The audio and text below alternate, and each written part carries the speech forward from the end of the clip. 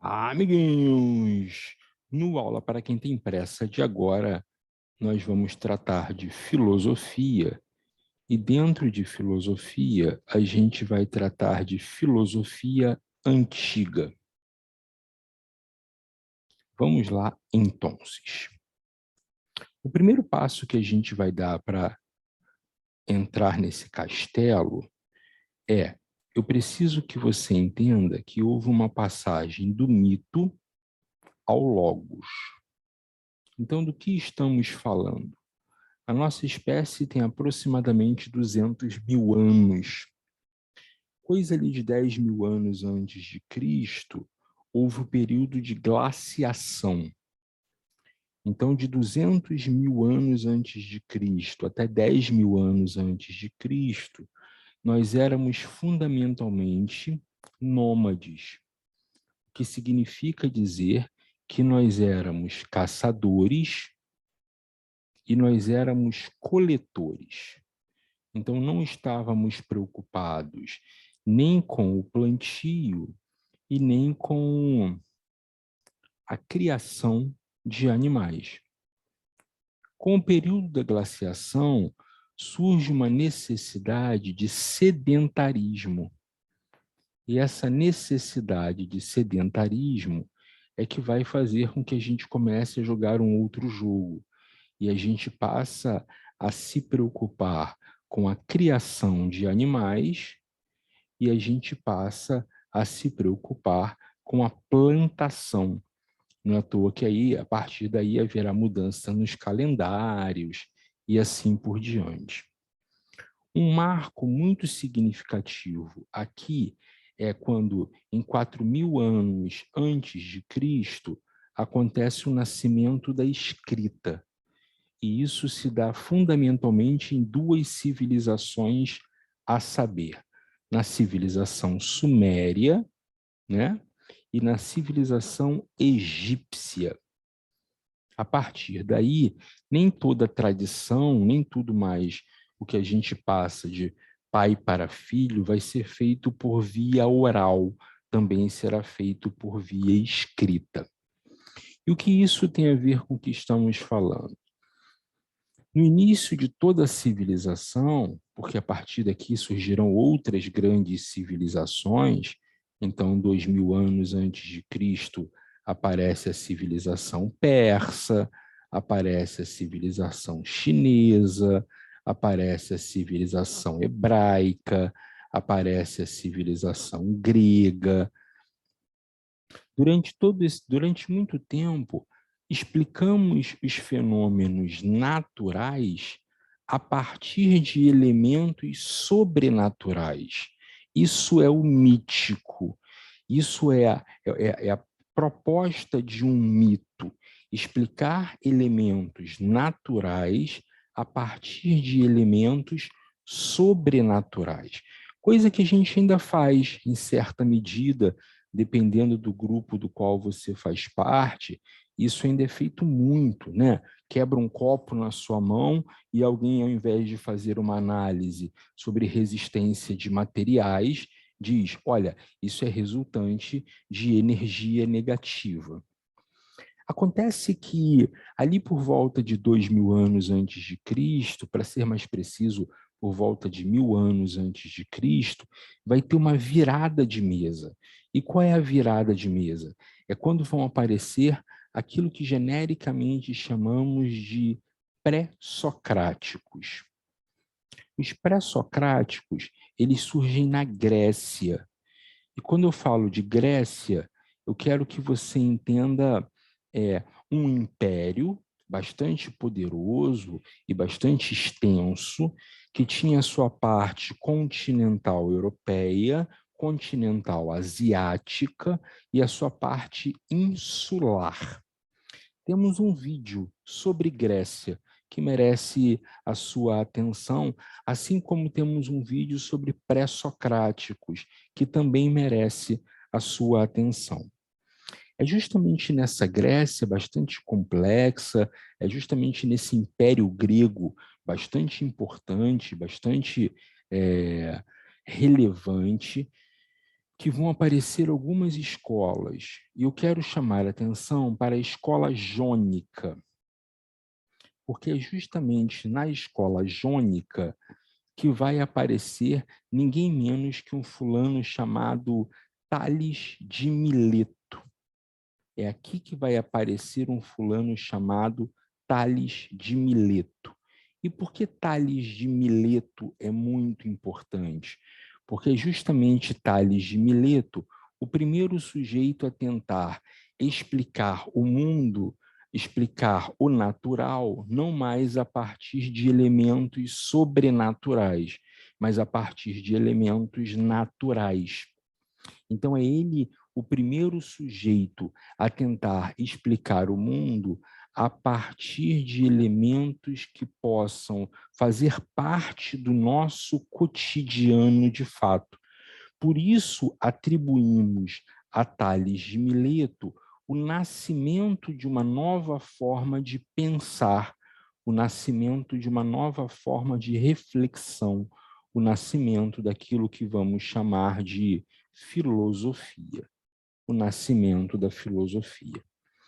A escola jônica, e merece menção, ela tem muito interesse, ela é muito preocupada com a physis. E o que significa physis? Significa natureza. Ela é muito preocupada com a natureza, ela é muito preocupada com as teorias sobre a natureza. Um outro integrante da escola jônica que merece menção atende pela alcunha de Heráclito. Atende pela alcunha de Heráclito. E para Heráclito, tudo flui. Para Heráclito, tudo flui. Para Heráclito, tudo passa. Para Heráclito, tudo é muito passageiro. O que é bastante razoável de entender se você considera o pilar de reflexão da escola jônica. Ora, se o pilar da reflexão da escola jônica é a physis, se o pilar da reflexão da escola jônica é a natureza, fica muito evidente, quase que grita a ideia de que as coisas passam, né? Quase que grita a ideia de que as coisas têm começo, meio e fim. Uma outra escola grega que merece menção e sobre a qual eu gostaria de falar com você é a escola italiana. A escola italiana, ela é menos preocupada com a physis, ela é muito mais preocupada com abstrações, ela é muito mais preocupada com o abstrato, ela é muito mais preocupada com a lógica, ela é muito mais preocupada com a metafísica. Não é à toa que daqui surgirá a escola de ninguém menos que Pitágoras, o famoso Pitágoras, né? Então, Pitágoras vai ser o cara aqui. Pitágoras ficou muito conhecido nas escolas do Brasil e do mundo pelo seu teorema, né? O teorema de Pitágoras, tal, pá. Ficou muito conhecido. Então, você vai fazer um triângulo retângulo, você vai chamar a hipotenusa de A, você vai chamar os catetos de A, B e C, então A ao quadrado igual B ao quadrado mais C ao quadrado. Se matemática não é a sua praia, pense numa escada apoiada numa parede, né? Essa escada é exatamente a hipotenusa. Ora, se Pitágoras consegue uma fórmula fixa, uma fórmula rígida para explicar o mundo, Pitágoras dá um caminho muito interessante de análise, de reflexão para Parmênides. Então, na contramão da reflexão de Heráclito, na contramão da reflexão proposta pela escola jônica, Parmênides vai dizer nada flui. E por que nada flui? E por que nada passa? E por que as coisas estão sempre no seu devido lugar? Porque onde quer que você vá no mundo, onde quer que você vá no mundo, o teorema de Pitágoras vale. Onde quer que você vá no mundo, o teorema de Pitágoras é uma certeza absoluta, é uma certeza, né? Somos convictos a respeito disso. Uma terceira e última escola que quero chamar a atenção é para a escola atomista. E é dentro dessa escola que vamos encontrar uma figura chamada Demócrito. E Demócrito tem uma proposta bastante revolucionária para o seu tempo. O que ele vai dizer é o seguinte: olha, se a gente pegar um pedaço de cabo de vassoura e ir quebrando,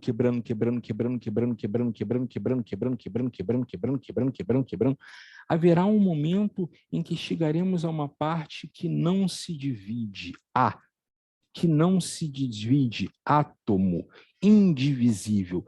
Esse átomo, portanto, seria a menor partícula da matéria. Esse átomo seria a menor partícula da matéria. E aí, a partir daí, Demócrito tem uma sacada que é genial. Ele fala, olha, o átomo compõe a matéria. Olha que sensacional. O átomo compõe a matéria. O átomo está em movimento. Nós somos compostos de matéria. Nós somos compostos de matéria. Logo, nós estamos em movimento. Claríssimo, né? É de uma inteligência irritante. Então, o que Demócrito vai dizer? Ora, a menor partícula da matéria é o átomo. O átomo está em movimento. Nós somos matéria. Logo, nós estamos em movimento. Né? O Vitor de ontem é diferente do Vitor de hoje, que será diferente do Vitor de amanhã. E por que há tantos Vítores no mundo? Porque somos em constante, em continuado processo de movimento, em continuado processo de transformação. É justamente nesse cenário que vão aparecer aquilo que chamamos de socráticos. Eu gostaria de chamar a atenção para 4 grupos. O primeiro grupo são os sofistas. E quem são os sofistas? Os sofistas eram aqueles que recebiam para defender ideias na ágora, aqueles que recebiam para defender ideias diante do grupo. Então, eram aqueles para quem o discurso, a elaboração do argumento era muito mais importante do que a verdade. Não arregale os olhos, vai. Você não é diferente.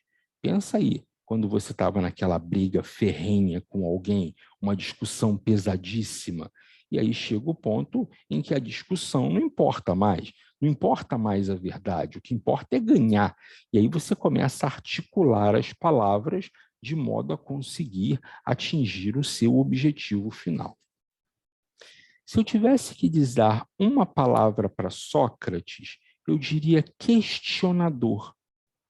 O Sócrates era um grande questionador, né? Então, imagine que Sócrates estivesse à frente de um boteco e alguém perguntasse para Sócrates, dissesse para Sócrates, ao passar uma belíssima donzela, Sócrates, olha que mulher lindíssima. E Sócrates perguntaria, o que é beleza? E a pessoa responderia, não sei. Ora, se você não sabe o que é beleza, como você sabe que essa pessoa é bela? Conversando com um soldado, o soldado diz, a virtude fundamental para um militar é a coragem. E Sócrates pergunta, mas o que é coragem? E diante da gagueira do seu interlocutor, ele percebe que o interlocutor não sabe o que significa coragem. Ora, se você não sabe o que significa coragem, como é que você sabe o que significa ser corajoso? Se você não sabe o que é honestidade, como é que você pode classificar alguém como honesto? Então, Sócrates seria um profundo questionador. Sócrates tem um discípulo chamado Platão. E se eu tivesse que dar uma característica para o Platão, eu diria escritor, né? O Platão é um escritor de mão cheia, até porque o Sócrates não escreveu, justamente porque acreditava que na conversa, justamente porque acreditava que no colóquio, justamente porque acreditava que no diálogo o conhecimento nascia, Sócrates não foi alguém afeito a escrever. Quem escreveu, e de maneira, de fato, genial, foi Platão. Tudo que conhecemos de Sócrates, conhecemos na perspectiva de Platão. Para Platão, existe uma dualidade que merece menção. Existe uma diferença entre corpo e alma. O corpo pertence ao mundo das sensações. O corpo perece, o corpo sofre, o corpo se angustia, o corpo tem fome, o corpo tem sede. A alma pertence ao mundo das ideias. Lá é onde tudo roda, lá onde tudo é fantástico, maravilhoso, ninja, Chochomere, Power Ranger azul.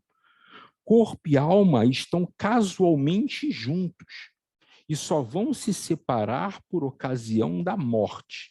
Então, para Platão, morrer significa separar corpo e alma. O corpo ocupa o lugar das sensações, a alma ocupa o lugar das ideias. Uma vez morto, corpo e alma se separam, a alma se espalha pelo universo e pode virar maçaneta, pode virar cabeça de cavalo, pode virar grama e assim por diante. Mais tarde, quando tratarmos de filosofia medieval, vamos perceber que isso muda com o cristianismo. Para Jesus de Nazaré também há corpo e alma. Para Jesus de Nazaré, corpo e alma também se dividem após a morte. Mas para Jesus de Nazaré, a casa do Pai tem muitas moradas. Então, essa alma tem uma individualidade. E essa alma vai morar em algum lugar. Essa alma vai viver em algum lugar. A qualidade de vida dessa alma depende da forma como o corpo foi tratado em vida. Claríssimo, em vida. É nesse cenário que aparece ninguém menos que Aristóteles. E se eu tivesse que dar uma palavra para Aristóteles, eu diria eudaimônico.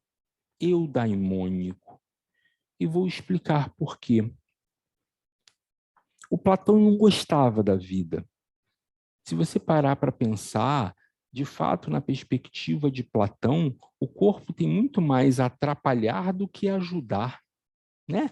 Você gasta tempo bebendo água, você gasta tempo indo ao banheiro, você gasta tempo tomando banho, você gasta tempo se alimentando, você gasta tempo atendendo às demandas do corpo o tempo todo.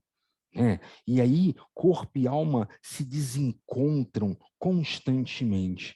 Mas Aristóteles não está preocupado com isso. Aristóteles está preocupado com um conceito que que mais podemos aproximar da gente é a ideia de felicidade. Não chega a ser bem felicidade. E vou dizer por que não. Porque para Aristóteles, a ideia de eudaimonia, ela se espalha, inclusive, ela vai além, inclusive, do conceito de vida e morte. Como assim, professor Vitor? Então, pode ser que você tenha tido uma vida sensacional, um conjugal espetacular, uma relação com a família maravilhosa, uma relação com os filhos sensacional, uma relação emocional com a sua saúde, com o seu perdão, com o seu financeiro, intelectual, profissional, uma relação com os seus amigos, com a sua capacidade de servir, com o seu espiritual espetaculares, 12 setores da vida rodando liso. Mas logo após a sua morte, os seus filhos começam a brigar entre si pela herança. a sua senhora é colocada para fora de casa, a fé dos seus filhos declina, financeiramente eles ficam mal. E nessa perspectiva, Aristóteles diz, olha, teve uma vida que até foi legal, mas a ideia de eudaimonia não se concretiza, porque após a sua morte há uma destruição de tudo aquilo que foi construído. Eudaimonia, portanto, precisa extrapolar aquilo que chamamos de felicidade. Aristóteles não está preocupado apenas com aqui e o agora. Aristóteles está preocupado com além disso. Por isso é muito preocupado com os princípios, por isso é muito preocupado com a intuição, por isso é muito preocupado com o conhecimento científico, por isso é muito preocupado com a lógica, por isso é muito preocupado com o método. Como é que você faz para viver bem? E ele acredita que é possível fazer isso a partir do exercício da contemplação. Então, por exemplo, você pega o professor Vitor. E quais são os talentos naturais do professor Vitor? Ou seja, o que o professor Vitor faz sem que isso exija dele grande esforço? O professor Vitor gosta de estudar, o professor Vitor gosta de ensinar, o professor Vitor gosta de falar em público. Logo, o professor Vitor só pode ser professor. Não coube para ele mais outra função no mundo que não essa. Né? Não sobrou muita coisa. Então, ele diz, olha, seria muito interessante que você descobrisse quais são os seus talentos naturais, porque uma vez que você encontre os seus talentos naturais, existe uma enorme chance de você viver uma vida eudaimônica. É exatamente nesse cenário que o discípulo de Aristóteles, chamado Alexandre o Pequeno, cresce.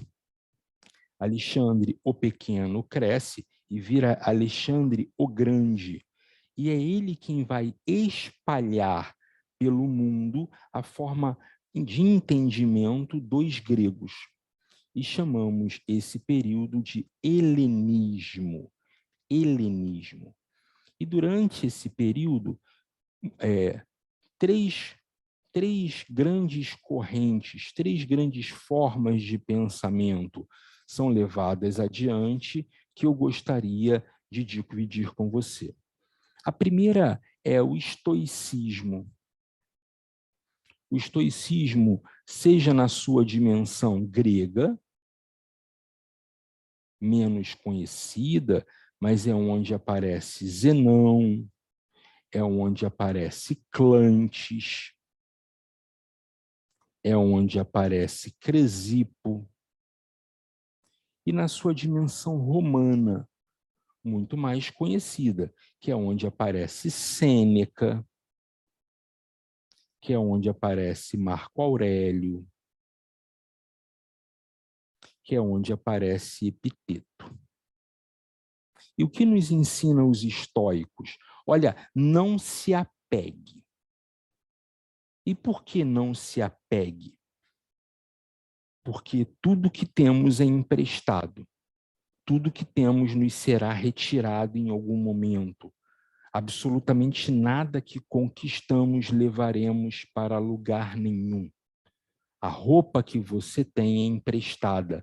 Uma hora você precisará devolver.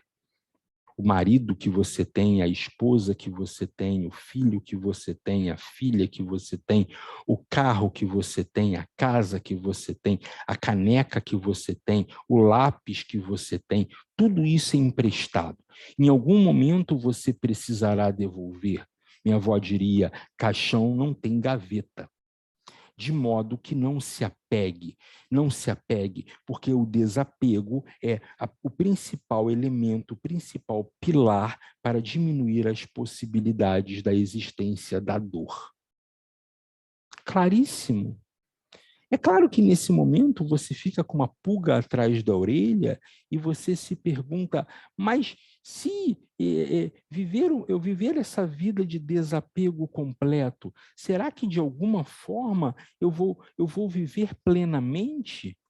Ao viver essa vida de desapego completo, será que de alguma forma eu vou sorver da vida o que ela tem de melhor, que é exatamente a possibilidade das interações e dos contatos? Saudade é o preço que pagamos por ter vivido momentos incríveis. Só existe uma coisa pior do que a dor da saudade: a ausência dela. Porque se não há saudade, não houve momentos incríveis. Mas se há saudade, houve momentos incríveis. A segunda corrente que merece atenção é o epicurismo. E aí já está dado, né? De ninguém menos que Epicuro. O que propõe Epicuro? Epicuro vai dizer, olha, não demole, não vacile. E por que não? Porque o corpo se prostitui com uma facilidade enorme. Então, eu vou dar um exemplo. Você é apresentado ao pão seco. E você come o pão seco e acha ele uma delícia. Acontece que no dia seguinte, alguém oferece para você o pão seco, mas agora com margarina quale, quentinho. E você diz, nó, a vida pode ser muito melhor do que eu imaginava. No outro dia, alguém oferece para você o pão quentinho, mas agora com requeijão da marca Crioulo. E você diz, nó! E agora, se oferecerem para você de novo o pão seco, você já não quer mais. Portanto, quanto mais você oferecer, mais o seu corpo vai querer. Quanto mais você der, mais o seu corpo vai ambicionar. Quanto mais você ofertar, mais o seu corpo vai exigir. Epicuro, portanto, diz: o segredo de uma vida simples reside exatamente na felicidade. Porque se você oferecer cada vez mais para o seu corpo, cada vez mais ele vai querer. Observe que vivemos de muitas formas exatamente na contramão da reflexão epicurista. A ideia de ter, acima de tudo, para Epicuro, é o caos, porque você vai querer ter cada vez mais de maneira infinita. Se você é feliz com Coca Zero, você é feliz em qualquer boteco de esquina. Agora, se você só é feliz com o vinho da safra tal, né? Com as uvas coletadas pelas virgens do Nepal, a vida ficou um pouco mais complexa para você. A terceira corrente que merece menção é a corrente do ceticismo, proposta por Pirro. Dizem, inclusive, que Pirro era um cético ao extremo. Então, o cético é aquele que vai duvidar de absolutamente tudo. E Pirro levava isso ao extremo. Então, houve vezes em que Pirro caiu de um penhasco. E por quê? Porque ele se perguntava, será que de fato esse penhasco existe? E se existir, será que de fato eu caio? E se eu cair, será que de fato eu me machuco? E se eu me machucar, será que de fato dói? E por isso, por não acreditar em absolutamente nada, Pirro se colocava em situações perigosas e constrangedoras. Diz-se que permaneceu vivo por mais tempo justamente porque contava com amigos leais. Não precisa ser o seu caso. Mas é inegável que um pouco de ceticismo pode ser bastante interessante. O que eu vou propor aqui não é que você duvide de tudo, mas que pelo menos você não aceite tudo. Eventualmente, a pergunta será? Pode ser uma pergunta muito interessante. Inclusive uma pergunta, será que eu estou errado? Será que a minha reflexão faz sentido? Será que o que eu estou ouvindo desse fulano é de fato algo que merece relevância? Então, não que você duvide de tudo, mas que você crie um crivo mínimo daquilo que vai fazer parte do seu cotidiano a partir daquela interação. Não um cético completo como o Pirro, mas um será eventual faria com que você tivesse menos chifres. Né? Seria muito mais interessante se de vez em quando você se perguntasse, será? Nesse momento, então, é claro que é possível que você se pergunte, professor Vitor, afinal de contas, então, com quem fico? Com a escola jônica de Tales de Mileto, com a escola italiana de Pitágoras, com a escola atomista de Demócrito? Escolho quaisquer daqueles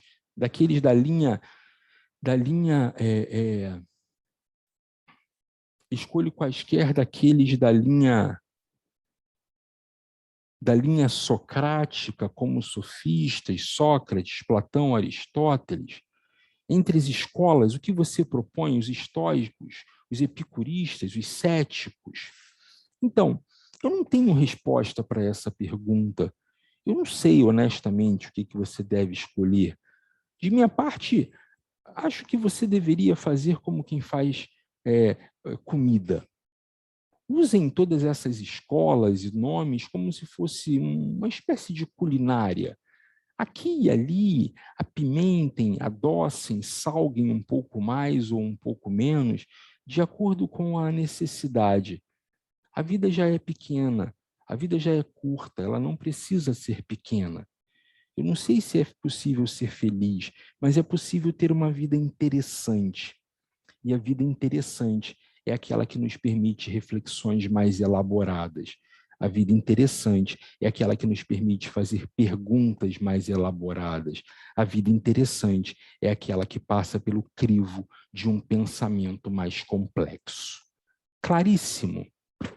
Beijo enorme no coração de vocês e até o próximo vídeo.